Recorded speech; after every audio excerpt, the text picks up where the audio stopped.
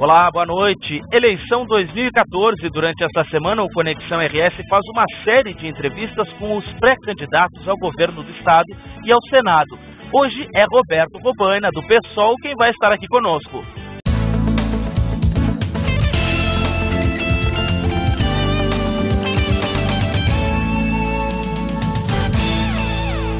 Estão conosco, mais uma vez, o repórter do Portal Sul 21, Samir Oliveira, e o jornalista do Portal Terra, Daniel Fávero. Obrigado pela presença mais uma vez aqui no Conexão, pessoal.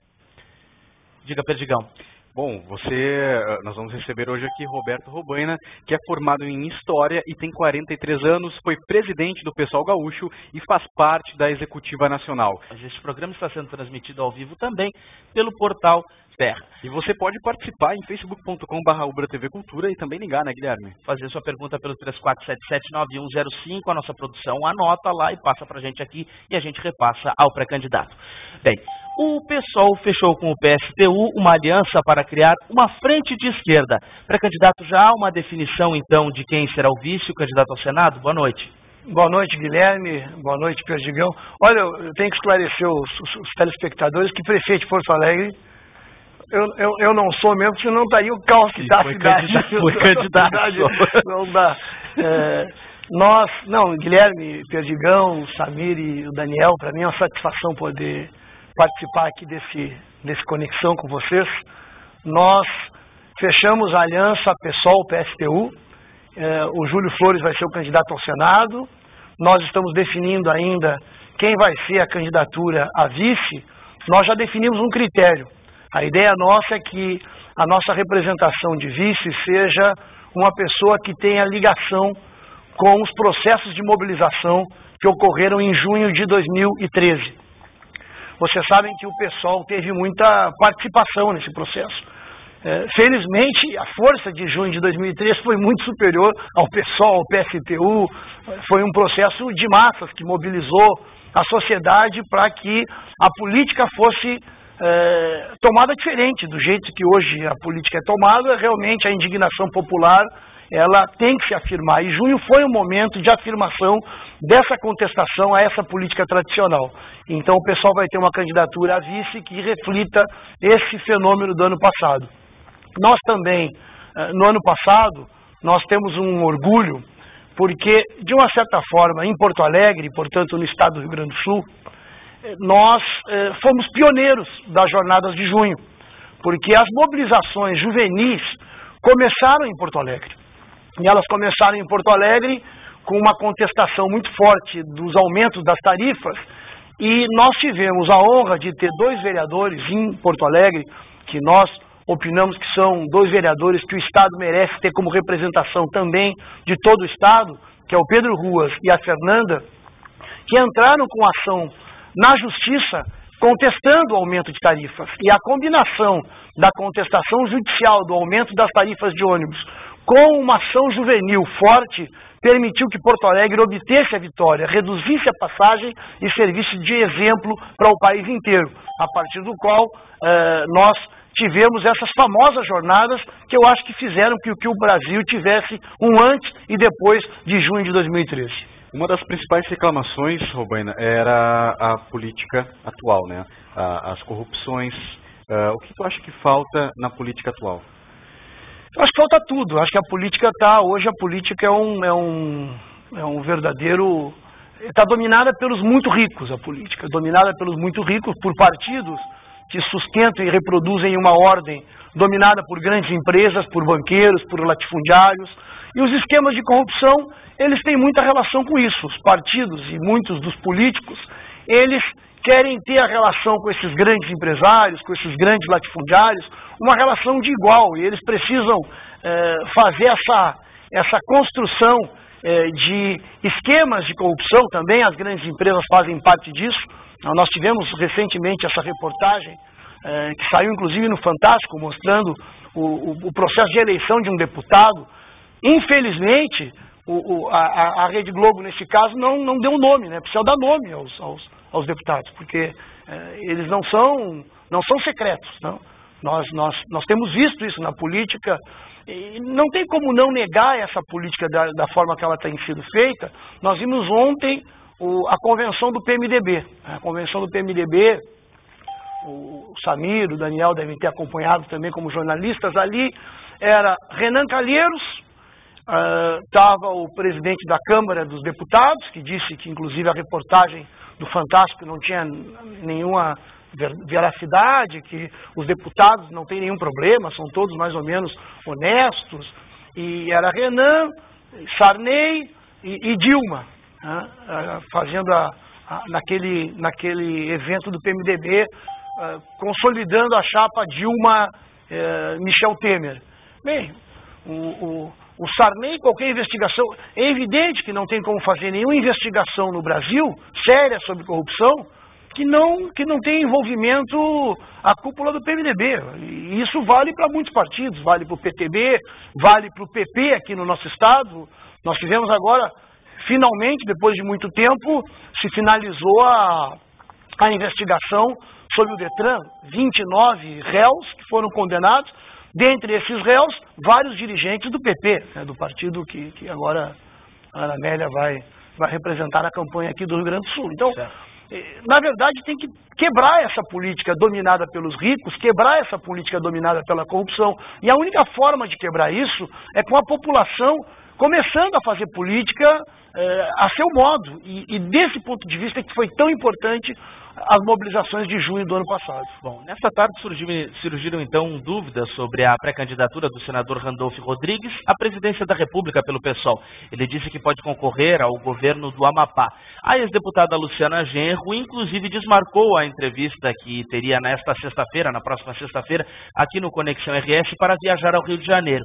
Ela pode ser indicada para concorrer à presidência da República. Essa possibilidade, pré-candidato da ex-deputada Luciana Genro, assumir a cabeça de chapa, ela é viável e lhe fortalece aqui no Rio Grande do Sul? Não, se isso ocorrer, eu não tenho essa informação ali pelo portal do Terra, mas evidentemente a Luciana Genro é, junto comigo, fundadora do PSOL. Nós temos trabalhado juntos, já tivemos juntos no PT, fizemos toda a luta contra o processo de transformação do PT num partido tradicional juntos, fundamos o PSOL juntos. Então a Luciana Genro como candidata a presidente, se por acaso isso ocorresse, hoje ela está ocupando a vaga de vice-candidata, pré-candidata no caso, da chapa com o Randolph. Evidentemente que a Luciana Genro é uma expressão do que eu considero de política necessária para realmente transformar o Brasil, transformar o Rio Grande, pela coerência que a Luciana tem, pela força. Certo. Então é evidente que o PSOL, o PSTU, toda a esquerda se fortalece na medida em que a Luciana Genro tem mais força e mais protagonismo. Daniel. O senhor acredita, o senhor falou da questão da escolha do vice, vai passar até por um nome de alguém que tenha tido uma ação ali, tenha participado daquelas mobilizações de junho do ano passado, mas como é que o senhor vê o papel que a esquerda teve durante toda essa mobilização?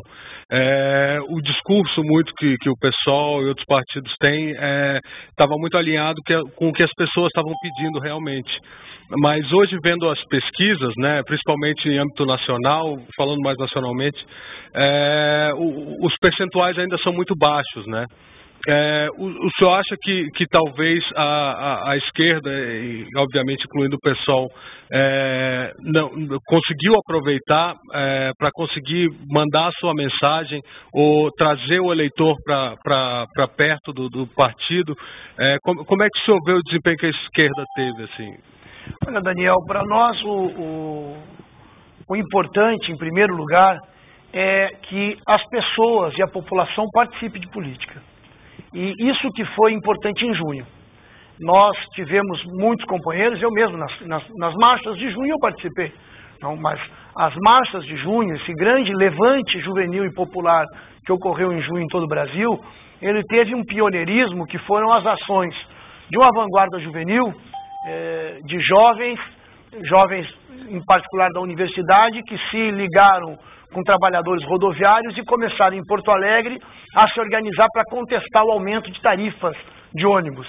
Aí foi o pioneirismo desse movimento de junho que, depois da ação popular na qual o Pedro Ruas, da ação na justiça que o Pedro Ruas e a Fernanda Melchiona, como 2 vereadores do PSOL, entraram. Essa combinação de uma ação judicial e desse processo de mobilização social permitiu uma grande conquista, que foi a redução das passagens de ônibus.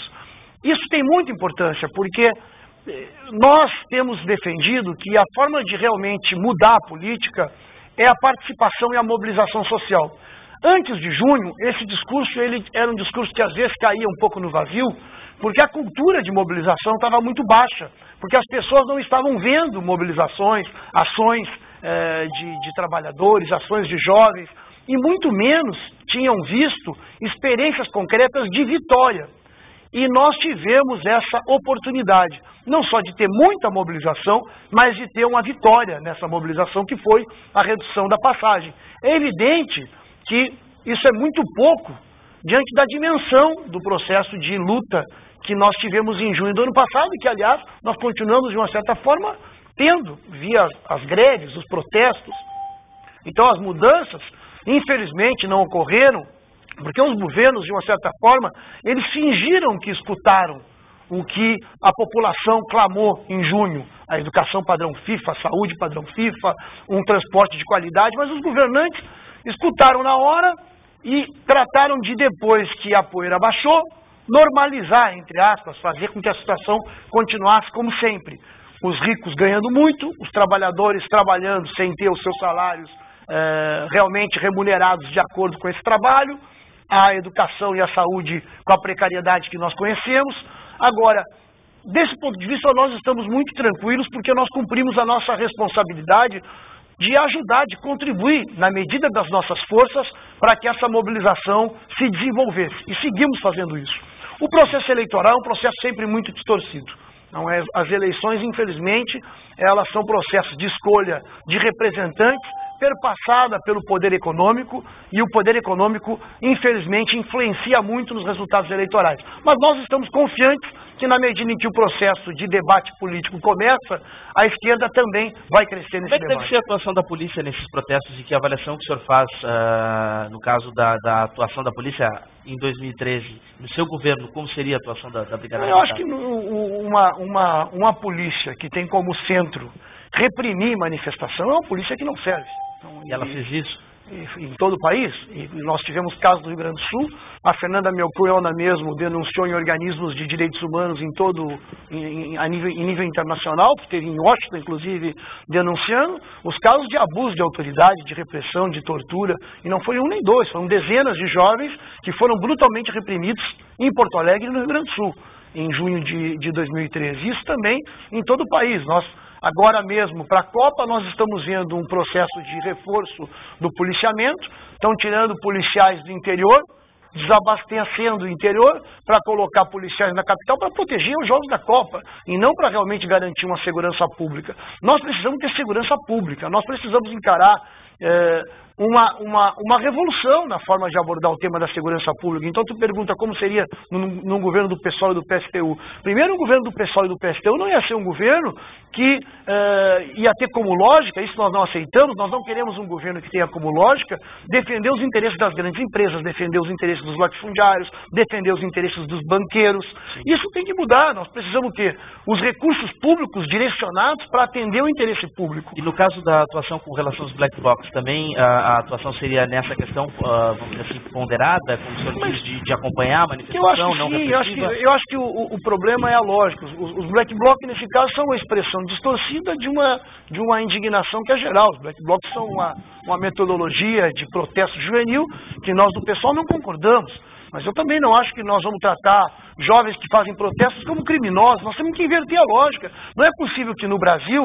E esse é o drama, Guilherme. Eu acho que a população nisso precisa, de conjunto, todos nós prestarmos atenção. Não é possível que o Congresso Nacional Brasileiro seja dominado por políticos corruptos, que nós tenhamos julgamentos que já são feitos e os políticos condenados não vão para a cadeia. E quem vai para a cadeia é jovem, pobre, negro, e isso não pode continuar do jeito que está. Nós temos que ter uma revolução desse ponto de vista. Então, a nossa lógica é uma lógica totalmente diferente.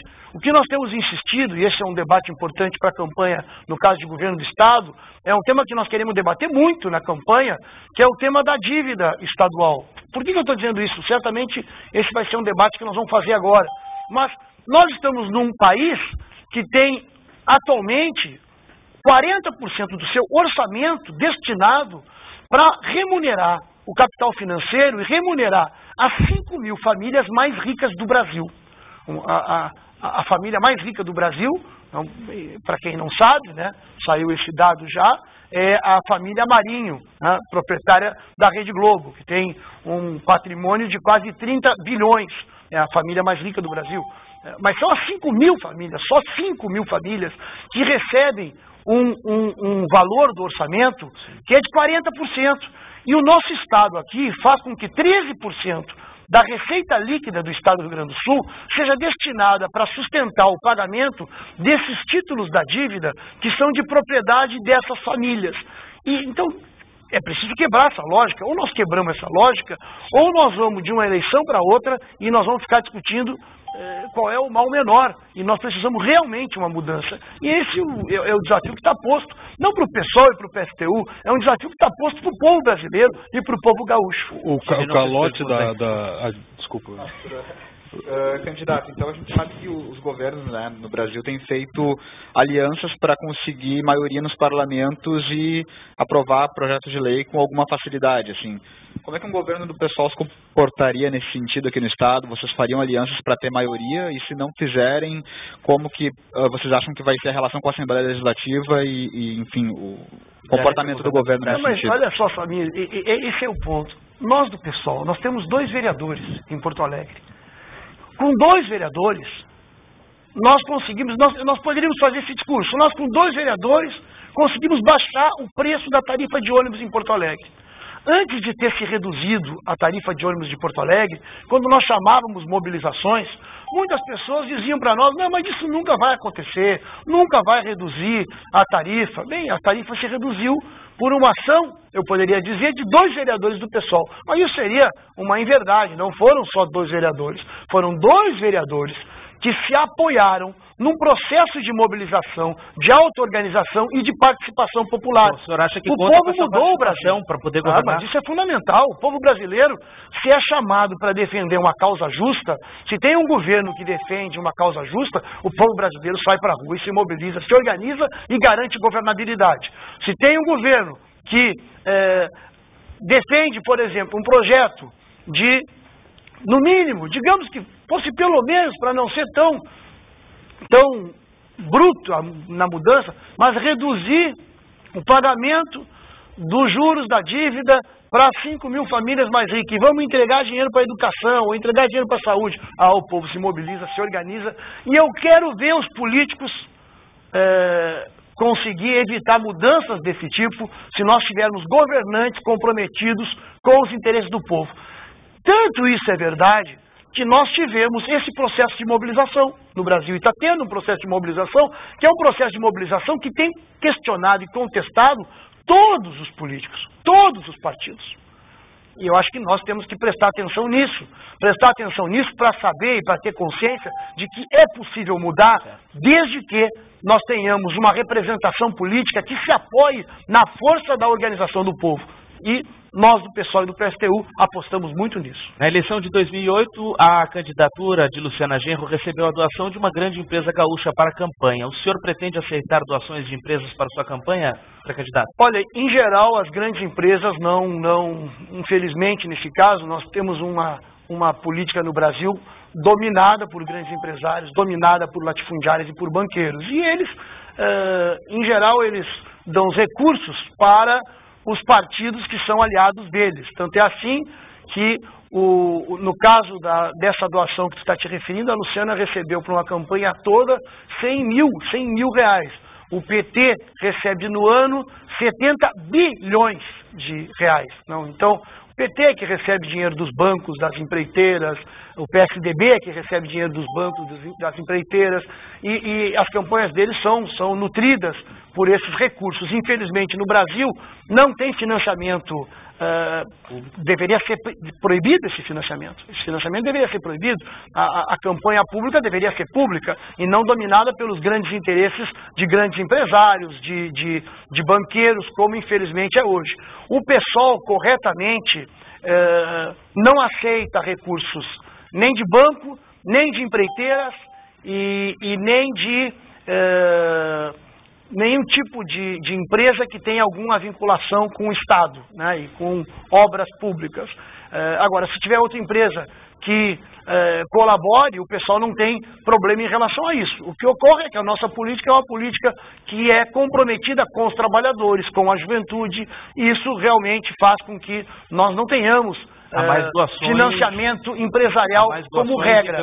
A nossa regra são campanhas com poucos recursos, e isso evidentemente que, do ponto de vista da disputa eleitoral, de uma certa forma atrapalha, porque os outros têm rios de dinheiro para sustentar suas campanhas, o pessoal não tem, mas esse é o preço que nós aceitamos pagar para manter a nossa coerência. Eu sou a favor de que nós tenhamos campanhas baratas, muito baratas, que não tenha porque em geral as campanhas ficam muito caras porque há uma política que é uma política de manipulação de massas. Então, para haver manipulação de massas, eles precisam gastar muito para mostrar força com marketing, com peso material e, infelizmente, também com muita manipulação nas lideranças, né? Esses partidos tradicionais tratam, como eles não têm muito militante, praticamente não tem militante, praticamente não tem pessoas que atuam em função das ideias, eles tentam fazer esquemas de cooptação de lideranças em função dos aparelhos de poder que eles têm, aparelhos políticos e aparelhos econômicos. Estamos recebendo muitas ligações aí, tem uma que veio de longe, Perdigão, com uma pergunta. O Conexão RS está sendo transmitido pelo site terra.com.br, nós temos uma participação da Antônia Rodrigues, ela é de Campo Verde, ela pergunta sobre a sua opinião, do Mato Grosso, tá? Ela pergunta qual a sua posição sobre a legalização do aborto, a favor ou contra? Eu acho que no Brasil já nós temos um processo de milhares de mulheres que morrem por fazer aborto, né? O aborto no Brasil hoje é feito sem nenhum tipo de assistência e de modo generalizado no Brasil inteiro, né? Então é hipocrisia achar que o aborto não existe. O aborto existe, só que as mulheres que fazem aborto não tem nenhum tipo de assistência do Estado. Isso não pode continuar. O Estado tem que dar assistência e não pode tratar as mulheres que fazem aborto como criminosas. Isso é uma estupidez achar que uma mulher que está fazendo aborto por razões porque ela não vê outra saída, ou por escolha mesmo, porque a mulher é que tem o direito de administrar o seu próprio corpo, ser tratada como criminosa. Antes de encerrar o bloco e contar no próximo com a participação então dos jornalistas convidados, a gente tem mais uma pergunta aqui que veio de Canoas. Sim, a participação do Paulo Roberto, aqui do centro de Canoas, pelo 3477-9105. Ele pergunta por que é tão difícil cumprir as promessas que foram feitas nas campanhas. Eu acho que é difícil porque os governantes em geral, os partidos políticos, nós tivemos uma conquista no Brasil, que é a conquista de ter eleição, né, de ter um mecanismo, pelo menos mínimo de participação popular, que é o direito de votar. E os governantes, portanto, necessitam dos votos da população. Só que, infelizmente, nós temos políticos e partidos que tratam de, na hora da eleição, conseguir o voto do povo, mas depois, quando eles governam não a favor dos interesses do povo. Então, quando eles estão na eleição, eles falam o que o povo quer ouvir. Quando eles estão governando, eles governam contra o povo. Então, eu não acho que seja simplesmente isso não é... Não tem nenhuma lei que obrigue a promessa a não ter correspondência com o governo. O problema é que, em geral, os governantes nossos são governantes comprometidos com as grandes empresas, com os latifúndios, com os banqueiros, com as famílias que tem a maior propriedade e o maior capital.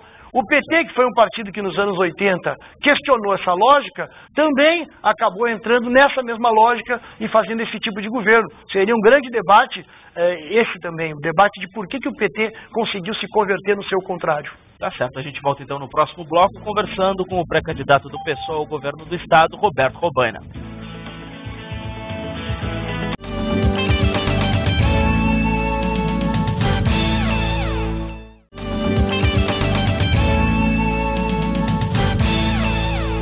Conexão RS conversa hoje com o pré-candidato do PSOL ao governo do Estado, e este programa está sendo transmitido também pelo portal do Terra para todo o país.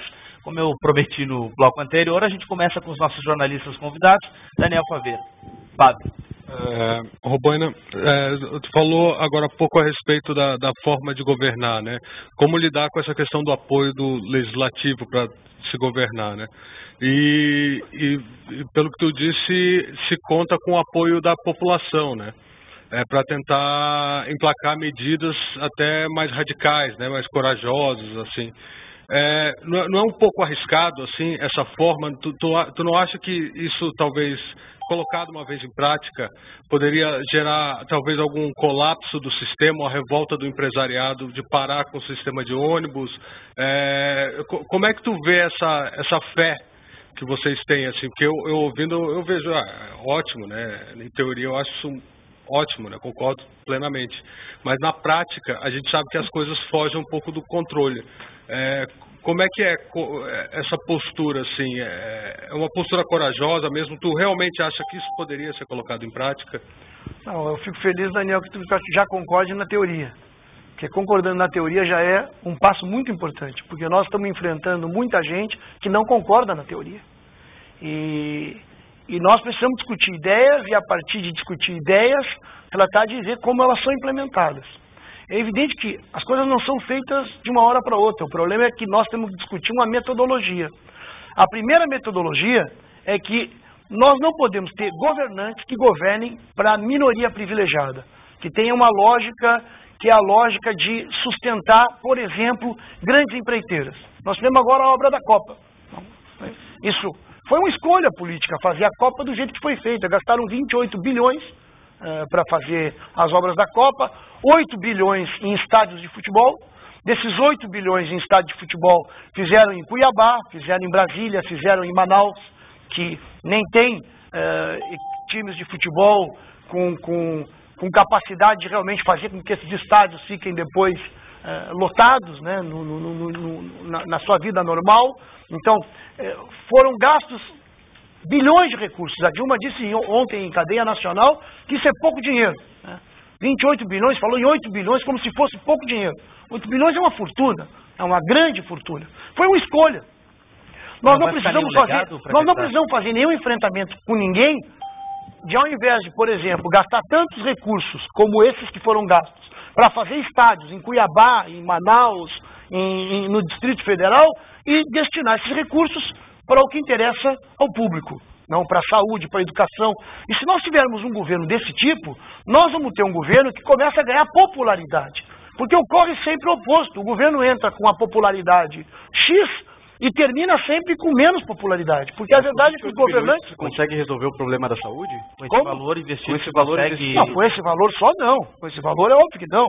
Mas são sinais que nós vamos dando. 28 bilhões é bastante dinheiro. Os recursos que foram destinados para a Copa, nós temos aqui, nós estamos numa cidade que não tem metrô. Mas não vai haver legado, então, por exemplo, obras... Mas o legado, mas escuta, mas eu estou ficando velho, porque até uma correção do filme, eu estou com 46 já, não com 43, a apresentação me deu... Não, seria bom ter 43, eu não estou com 46. Coloca menos para os para ajudar, ganhar simpatia. Mas escuta, eu, por exemplo, campanha de 2008, é inacreditável as coisas que ocorrem. Campanha da Prefeitura de Porto Alegre em 2008. Eu me lembro muito bem, a Luciana Genro, por sinal, era candidata pelo PSOL a prefeita. A Manuela e a Maria do Rosário, PT e PCdoB, as duas que, por sinal, as duas que são as mais amigas do Tarso, né? A Luciana é a filha, mas as duas amigas políticas eram a Manuela e a Maria do Rosário. e a Maria do Rosário e a Manuela passaram a campanha dizendo, não, é o metrô, e nós vamos fazer o metrô. Até eu já estava começando a acreditar. Eu falava, Luciana, nós vamos fazer o metrô. E isso era em 2008, nós estamos em 2014, cadê o metrô de Porto Alegre? Mas cadê? Mas além do mais uma linha pequena. E isso, qual é o recurso? É menos que os 8 bilhões da Dilma, muito menos que os 8 bilhões da Dilma. E isso é uma lógica, que é uma lógica que vale para tudo. Então, tu colocas, não, vai se resolver o problema da saúde? Não se resolve o problema da saúde, mas nós precisamos inverter a lógica, por exemplo, com qual é tratada a saúde pública. Eu vi há poucos dias uma medida do governo estadual, por exemplo, que era uma medida do governo estadual que fazia com que nas cidades com menos de 10 mil habitantes do interior do Rio Grande do Sul ia continuar o hospital de uma pequena cidade, mas ia terminar cirurgia e ia terminar parto. Então o sujeito que mora em Progresso, né, que tem menos de 10 mil habitantes, ia terminar o parto que existe lá no Hospital de Progresso, e a pessoa, a mulher que tivesse um parto de emergência, né, para fazer, teria que andar 50 e poucos quilômetros para chegar em Lajeado.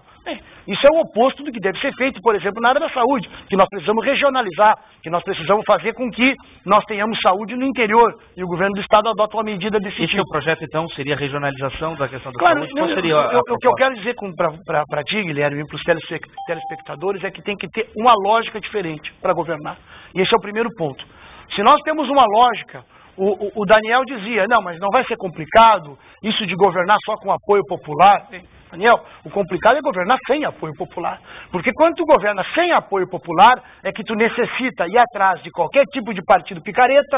Então, senão, pelo amor de Deus, se nós tivermos, se a governabilidade for governar com o PTB, sabe quem é o PTB, Guilherme? O PTB é Collor, que é o líder do PTB em Alagoas, o PTB é Roberto Jefferson, que foi o cara que acho que está preso, né? Infelizmente está preso no esquema do mensalão. O PTB é um partido que, nacionalmente aqui no estado também, é um partido que está vinculado com todo tipo de escândalo de corrupção. Então, para ter governabilidade, nós vamos depender do PTB ou nós vamos depender do PTB, do Renan Calheiros e do Sarney? Por que esses partidos acabam tendo peso? Porque na medida em que se adotam medidas antipopulares, ao invés de se apoiar no povo, porque o povo pode até votar em partidos que acabam governando a favor dos interesses das elites, mas o povo não é bobo. Então o povo não vai se organizar ou respaldar medidas que são antipopulares. Então, para conseguir aprovar no Congresso Nacional medidas antipopulares, os governantes se apoiam em partidos que têm a lógica antipopular. Se apoiam em partidos que aceitam fazer da política um balcão de negócios e, inclusive, aceitam votar contra os interesses do povo, porque eles sabem que vão votar contra os interesses do povo hoje e vão ganhar o apoio de um empreiteiro amanhã, vão ganhar uma propina depois de amanhã. Então, é a lógica do toma lá da cá que acaba se instaurando, porque a política de governos tem sido uma política contra os interesses populares. Então, ter o apoio do povo, eu acho que é tudo o que nós precisamos para realmente governar. Agora, Robaina, uma das grandes questões das manifestações aí em junho e no mundo inteiro também de movimentos que aconteceram é o pedido de radicalização da democracia, né, de democracia real. E a gente tem aqui no Brasil experiências já desde a década de 80 no sentido de tornar o Estado mais permeável aos interesses da população, como orçamento participativo, tem também outras iniciativas, tem o Conselhão, enfim, tem várias iniciativas de conselhos também nas áreas da saúde, todas as áreas.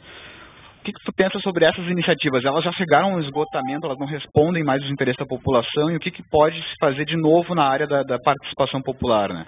Eu acho que tem muitas iniciativas que são conquistas de um processo de luta democrática que vem de muitos anos. A construção de conselhos, por exemplo, conselho da área da saúde, são movimentos que nós defendemos, participamos, associações sindicais, associações de movimento comunitário, embora até os sindicatos hoje estão muito distorcidos, né? São instituições que já estão com um nível de burocratização das suas direções, que nós temos visto muito atualmente no Brasil e também no Rio Grande do Sul, greves de trabalhadores que passam por cima das direções sindicais, que se associam com a patronal. Nós tivemos isso aqui na greve dos rodoviários de Porto Alegre, nós tivemos isso também em nível nacional, Garis, rodoviários do Rio, Em alguns lugares isso não é assim, né? Tem direções sindicais que também são parte dessa acumulação democrática. Então nós precisamos ter mecanismos de participação. Só que não basta ter mecanismos de participação se não se altera a lógica econômica. Porque os mecanismos de participação, que não existem como devem existir, porque nós tivemos e estamos tendo agora muita demanda por participação.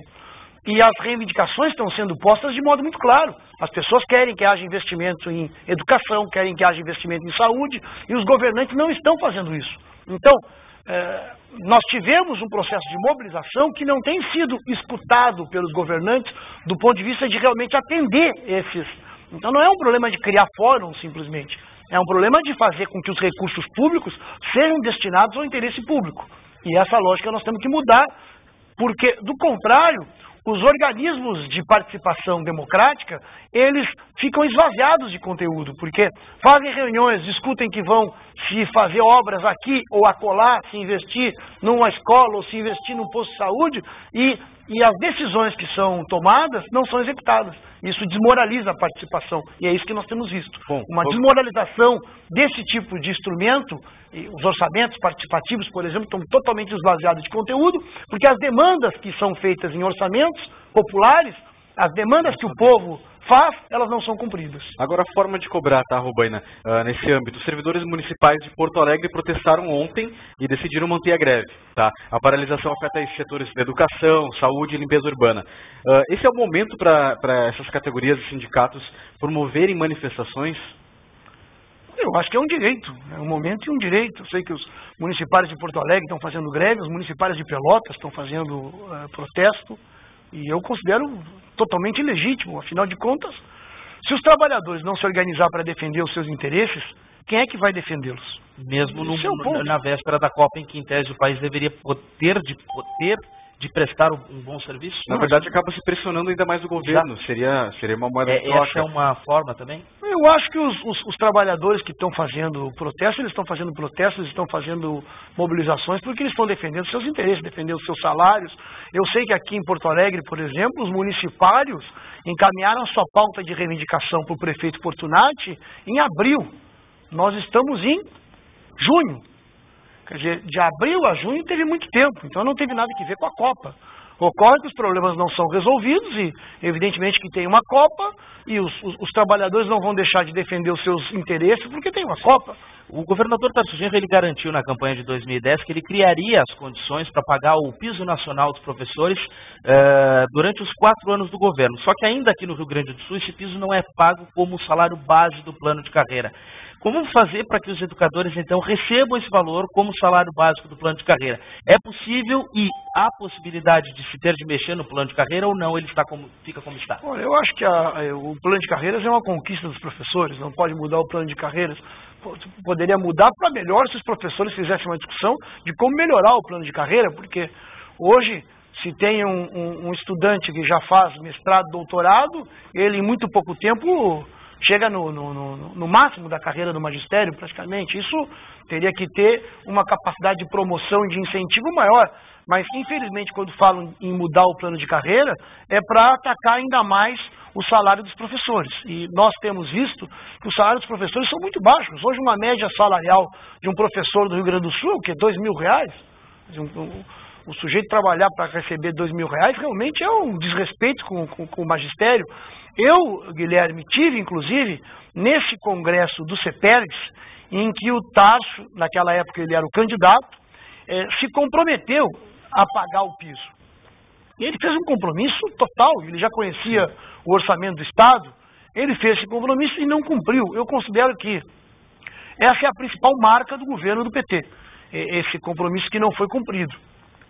E ele não foi cumprido porque o governo do PT reproduziu a lógica dos governos anteriores. Privilegiou o pagamento da dívida.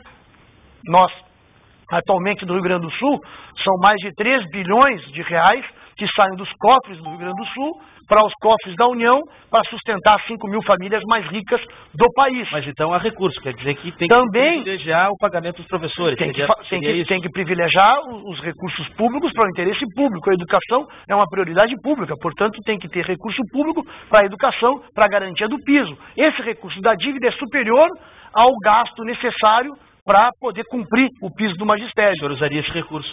Esse recurso, nós temos a possibilidade de começar a cortar essa enorme isenção fiscal. Hoje o Rio Grande do Sul tem cerca de 10 bilhões de isenção para as grandes empresas. As grandes empresas do Rio Grande do Sul estão com isenção de 10, 11 bilhões de reais, que é um valor considerável, é cerca de 30%, 35% do ICMS do Rio Grande do Sul. É uma renúncia fiscal muito grande. E depois tem cobranças ao governo federal. Eu acho que é importante que nós do Rio Grande do Sul, e o Tarso se elegeu dizendo que ia ser o Rio Grande do Sul, era um slogan, o Rio Grande do Sul do Brasil e do mundo. Né? O mundo está em crise, essa crise do capitalismo, o Brasil está um pouco desconectado do Rio Grande do Sul, porque o Tarso disse que ia ser uma conexão das estrelas tremenda, bem, mas essa conexão das estrelas, mas pelo amor de Deus, nós temos ainda um mecanismo de espoliação do Estado, de drenagem do recurso do Estado, não só pela dívida, mas pela Lei Candir também. A Lei Candir é uma lei que isenta os exportadores do pagamento de ICMS, é o governo federal que se beneficia disso, nesse caso, e nós teríamos que receber cerca de 2 bilhões e meio desses impostos e recebemos uma compensação que não chega a 300 milhões.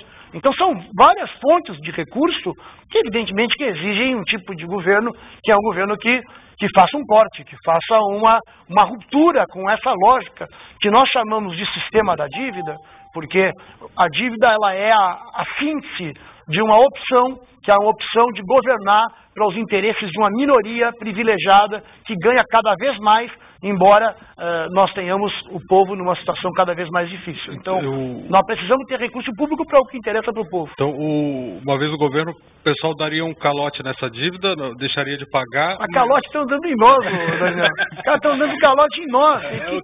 Deixaria de pagar essa dívida, mas como resolveria isso legalmente? Não, fazer uma auditoria. Nós temos que fazer uma auditoria da dívida. Para quem que o Rio Grande do Sul está pagando esse dinheiro? Tem uma lei que determina, é inacreditável, nós não podemos ficar quietos sobre isso. Vocês têm que perguntar muito para os governos, os candidatos que querem governar o Rio Grande do Sul, para onde é que está indo esses 3 bilhões? O que fazem com esses 3 bilhões? 3 bilhões é bastante dinheiro, né? São os 13% da receita do Rio Grande do Sul. Dá para pagar o piso do magistério, que tanta dor de cabeça causa para os professores, que não recebem um salário digno. São 3 bilhões. Esses 3 bilhões, nós estamos afirmando, eles são para pagar as 5 mil famílias mais ricas que detêm os títulos da dívida pública. Você acha que é certo que nós tenhamos nacionalmente, são 200 bilhões que o governo coloca todo ano para pagar essas famílias. Mas bem, nós não estamos aqui concorrendo, no caso, para presidente da República, mas o governo do Estado do Rio Grande do Sul não pode seguir colaborando com essa sangria. Tem que questionar. E no caso do governador Tarso, chega a ser um escândalo não questionar, porque afinal de contas, o que tem a chave do cofre do Tesouro Nacional é o Arno Agostinho, que é do PT do Rio Grande do Sul, é quadro do PT do Rio Grande do Sul, além da Dilma. Além da Dilma. Então, calote, como calote? Essa dívida já foi paga. Quando foi feito o acordo, era de 15 bilhões, hoje a dívida passou de 40 bilhões. Já se pagou mais do que isso e a dívida seguiu crescendo. E nós temos condições. Vamos fazer uma auditoria dessa dívida. Afinal de contas, se vem um carnê para te pagar, se vem um carnê de uma loja para te pagar, e tu acha que tu já pagaste, tu vai seguir pagando sem saber o que tu está pagando, tu vai contestar. E isso é possível. O Itamar Franco, em 99, questionou a dívida do Fernando Henrique. O Itamar Franco fez uma moratória da dívida mineira em 99. Foi a coragem do Itamar Franco, que não é nenhum socialista anticapitalista, um sujeito que era do PMDB, mas foi a coragem do Itamar Franco de questionar o sistema da dívida que estava liquidando o Estado de Minas Gerais, que fez com que o sistema político do Fernando Henrique, o esquema econômico que o Fernando Henrique estava montando para reproduzir uma lógica de dominação de uma minoria privilegiada, começasse a quebrar, e inclusive deu espaço para o PT ganhar a eleição de 2002. E tem mais, nós temos o Equador. Um país, portanto já não é nenhum Estado, é um país que fez a auditoria da dívida, e quando ele fez a auditoria da dívida, o governo do Rafael Correa, por sinal nós estamos recebendo aqui a seleção do Equador, nós vamos fazer uma homenagem nesse caso à seleção do Equador, mas porque o Rafael Correa fez a auditoria da dívida no Equador e se reduziu, isso legalmente, 70% da dívida.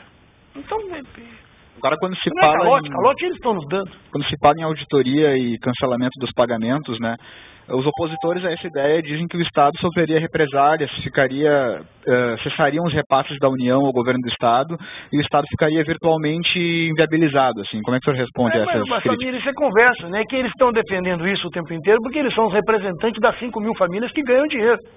Se eu sou um representante político das 5 mil famílias que ganham dinheiro, eu vou estar sempre dizendo que é inviável, não pode tocar, é impossível tocar nisso.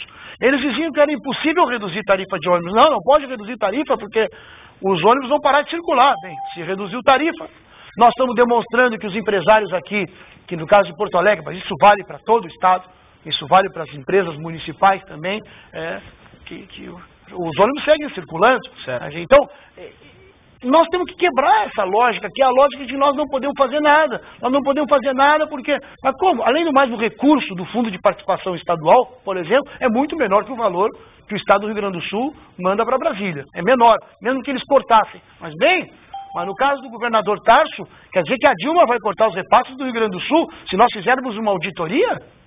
É isso que o PT vai nos responder?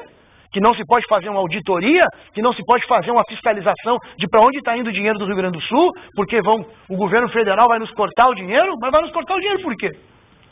Mas qual é a legitimidade que tem de nos cortar o dinheiro se nós queremos fazer uma investigação de para onde é que está indo os recursos do nosso Estado? Não é possível pagar sem saber para quem paga. Pelo menos isso. A gente vai para mais um intervalo, daqui a pouco a gente volta então com o último bloco deste Conexão RS com o pré-candidato do PSOL ao governo gaúcho, Roberto Robaina.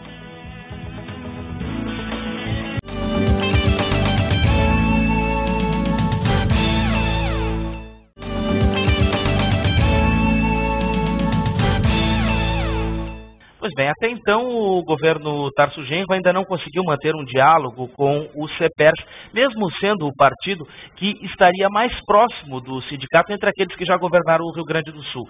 Pré-candidato, onde é que está o impasse aí? Na intransigência do sindicato ou na falta de resposta do governo?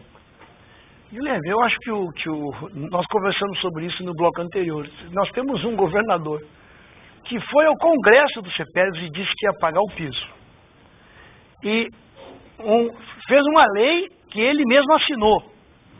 Disse que tinha os recursos para pagar o piso. Ele começa a governar e não paga o piso. Então como é que tu quer que os CEPERS, como é que os professores vão reagir? Os professores têm que lutar pelos seus direitos, não é possível. Porque se tem um governante que diz que vai pagar e não paga, os professores já perceberam que se eles esperarem pelo governante, eles não vão receber nunca um salário decente e eles, portanto, têm que fazer o máximo de pressão para que o Estado, pelo menos, amenize isso. Mas isso, para mim, é uma lógica básica. O governo anterior, que foi a Ieda, era um governo de repressão aos CEPERGs. Então, os professores e os CEPERGs não estão fazendo nada mais, nada menos do que defender o interesse da educação. E eu não entendo como pode se fazer tanto conflito com os CEPERGs quando se diz que a educação é uma prioridade. Se a educação de fato é uma prioridade, o desafio de um governante é discutir com os CEPERGs, é discutir com os professores nas escolas, como garante que a educação realmente melhore. Mas para a educação melhorar, é preciso ter um governo que cumpra a palavra, é preciso ter um governo que dialogue. E isso não é o que tem ocorrido. Robaina, qual é a tua opinião sobre a redução da maioridade penal? É um assunto que sempre volta à tona, sempre vira pauta em campanhas eleitorais. O senhor é a favor ou contra? Estou totalmente contra. Eu acho que é um discurso reacionário, como se... Isso é... O jovem... O que precisa ser feito, então, para diminuir a violência? Mas, pelo amor de Deus, mas não vai ser prendendo o jovenzinho de 14 anos, 13 anos, e nós vamos reduzir a violência, 16 anos. Isso é um escândalo. Nós já temos a terceira maior... Se prisão resolve, então o Brasil tem que estar... O Brasil tem que ter a melhor segurança pública do mundo, porque o Brasil tem a terceira população, maior população carcerária do mundo. O Brasil só pede para os Estados Unidos e para a China. Né? Se prisão resolvesse, o Rio Grande do Sul está com 30 mil pessoas presas. Nós já temos 30 mil na população carcerária do Rio Grande do Sul. Bem, em geral, desses 30 mil, negros, jovens e pobres. Então, não é óbvio que tem que ter presídio? Não, tem que ter presídio. Não vamos discutir agora que o pessoal e o PSTU estão contra construir presídio. Nós estamos a favor de construir presídios, porque aqui é uma masmorra, né? Além de nós termos 30 mil presos, nós temos 30 mil presos que são jogados numa condição que é o pior sistema penitenciário do Brasil. Ganha talvez até lá do presídio do Maranhão. Então, não é um problema de não ter repressão, de não ter polícia militar. Ao contrário, nós temos que ter polícia militar, nós temos que ter inteligência, mas nós temos que cortar a ideia de que o problema da segurança pública vai se resolver simplesmente com repressão e com prisão. Segurança pública se resolve com investimento público, com garantia de educação, de cultura, de lazer para os nossos jovens, porque do contrário nós vamos estar... Nós vamos entregar a juventude nossa para o quê? Vamos entregar para o crime. E não é essa a lógica que nós defendemos. Candidato, tem gente que defende isso, né? Que faz discursinho fácil, como se o problema da segurança pública fosse prender jovens. Esses aí são os que não vão resolver nunca nada, porque na verdade eles estão sempre tentando desviar o assunto, como se a responsabilidade fosse da juventude, fosse dos pobres, fosse dos negros, e não deles e das famílias que eles representam. Bom, não estou dizendo isso da população, que pode até ter uma opinião, mas estou falando que os políticos que defendem essa tese são os mais reacionários, que na verdade apostam na repressão contra o povo, não para melhorar a vida do povo. Tem pergunta de telespectador, Perdigão. Sim, é o Deni Pontin de São Léo, a produção me passou aqui, que a pergunta dele é a seguinte: como vai ser a sua política em relação ao ICMS no Estado e as isenções? Deni Pontin de São Leopoldo. Eu acho que o problema dos impostos, nós temos um problema geral no Brasil que nós temos um imposto regressivo, né? Isso aí vale para o imposto de renda, no caso, porque uma pessoa que tem um patrimônio tem gente que tem muito dinheiro, o cara pode ganhar, tem um patrimônio de 10 milhões, 15 milhões, e ele paga a mesma coisa de imposto de renda que um sujeito que ganhe, um professor universitário, um médico. Então nós temos uma distribuição do imposto de renda muito regressiva. Mas nós não podemos continuar com essa lógica, que é a lógica da guerra fiscal e da renúncia fiscal. Então tem que cobrar impostos. Hoje, é o que eu dizia antes, de renúncia fiscal, o Rio Grande do Sul hoje é cerca de 30% a 40% a renúncia fiscal do Rio Grande do Sul. Então, isso não pode continuar, porque, do contrário, o Estado se descapitaliza, né? E infelizmente, essa renúncia fiscal, em geral, são para as grandes empresas, né? Não são nem para as pequenas e médias, como o eixo da renúncia fiscal. Desse ponto de vista, infelizmente, o PT reproduziu a mesma lógica do Brito, né? Para os mais velhos que se lembram das polarizações antigas entre Olívio e Brito, né? E o Olívio era o que contestava a renúncia fiscal, e o Brito era o que garantia a renúncia fiscal, mas nós vimos, infelizmente, na lógica de governo do PT, a mesma lógica de benefício para as grandes empresas. Então, deputada pelo PSOL, Janira Rocha, admitiu para candidato em uma gravação que teria desviado o dinheiro do Sindicato dos Trabalhadores na Saúde do Rio. Com isso, será que o PSOL não se aproxima um pouco dos outros partidos com esse tipo de ação? Não tem nada que ver. O que a Janira admitiu é que teve assembleias de trabalhadores que votaram fazer com que os sindicatos apoiassem campanhas eleitorais, e isso é que ela admitiu, que é bem diferente de pegar o dinheiro de uma empresa e fazer financiamento de campanha. Foi uma decisão... Não, é que o sindicato, por lei, no Brasil nós temos essa distorção. A empresa pode doar para partido político. Então, a Odebrecht, a Camargo Correia, o Itaú, esses grandes empresários e os banqueiros podem financiar os políticos. Então, no caso do PT e do PSDB, cada um mais ou menos ganha por ano 70 bilhões de reais, são fortunas. Mas a legislação proíbe os sindicatos de aportar. E é nisso que a Janira, essa ilegalidade é que ela incorreu. E do que eu conheço do processo da Janira, essa foi a ilegalidade dela, dessa deputada do PSOL do Rio de Janeiro. Está tendo um processo de comissão de ética em relação a isso no PSOL, porque ela cometeu algo que não é legal, mas o que ela disse e o que aparece em gravações é que o sindicato, em Assembleia Geral, definiu doação para a campanha dela. Temos 3 minutos de programa ainda, uma pergunta rápida para cada um e a resposta também mais objetiva. Tá certo. 4 anos é pouco tempo para se fazer muita coisa que tem que ser feita. Como é que, uma vez no poder, vocês lidariam com a questão da demora do setor público, a morosidade, a aprovação de projeto, andamento? Muito se reclama disso, todos os políticos reclamam a respeito disso. Como vocês pretenderiam lidar com isso? Eu acho que isso é fato. Acho que nós vamos precisar avançar muito no funcionamento de uma máquina pública que realmente tenha funcionalidade.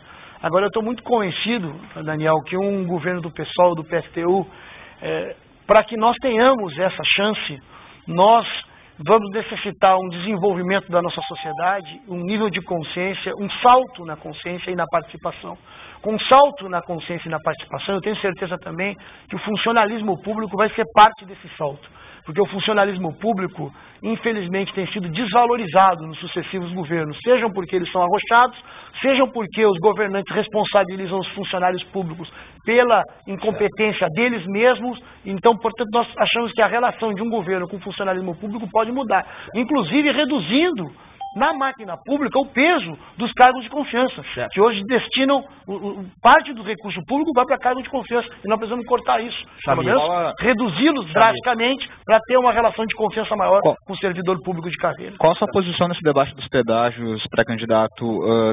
Tivemos um modelo privado, né, implementado pelo Brito, e agora o governo atual tenta administrar via uma empresa pública. Qual a sua posição nesse debate? Nós defendemos que tenha empresa pública, nós fazemos nos moldes como ele está. Eu acho que isso é secundário, porque essa discussão, na verdade, é uma polarização, foi uma conquista. O término de vários pedágios foi uma conquista do movimento, que foi forte durante o governo Ieda. Então, eu acho que nós, nisso nós não somos da linha de achar que tudo foi errado. Não, nós achamos que terminar os pedágios que terminaram foi muito correto. Obviamente que tem que manter também as estradas, né? Porque não adianta também estatizar e depois deixar Deus dará. Suas considerações finais em 10 segundos aí. 10 segundos eu quero agradecer a Ubra. Eu acho que vocês estão promovendo um espaço de debate que para nós do PSOL e do PSTU é fundamental. Nós confiamos no debate público e confiamos na inteligência do nosso povo para realmente mudar a política e fazer com que nós tenhamos uma realidade distinta da realidade atual. Obrigado para todos vocês. O Conexão RS com o pré-candidato Roberto Robaina fica por aqui. Eu quero agradecer então a presença dos jornalistas Samir Oliveira do Portal Sul 21 e Daniel Fávero do Terra. Obrigado, pessoal. Amanhã, dia de estreia da seleção, Conexão RS é normal. Aliás, é normal. Normal, exatamente. Bom, a gente recebe o vice-prefeito de Porto Alegre, Sebastião Melo, na sexta-feira. As entrevistas com os pré-candidatos continuam na semana que vem. Tarso Genro nos visita na quarta-feira e Ana Amélia Lemos vai nos visitar aqui no dia 26. Olívio Dutra pré-agendou a entrevista para o dia 30 de junho. Mas tudo isso fica por aqui, site, né, Guilherme? No site ubradv.com.br. Muito bem, a gente fica por aqui. Um abraço. Eu fico até semana que vem. Perdigão volta amanhã. Até logo.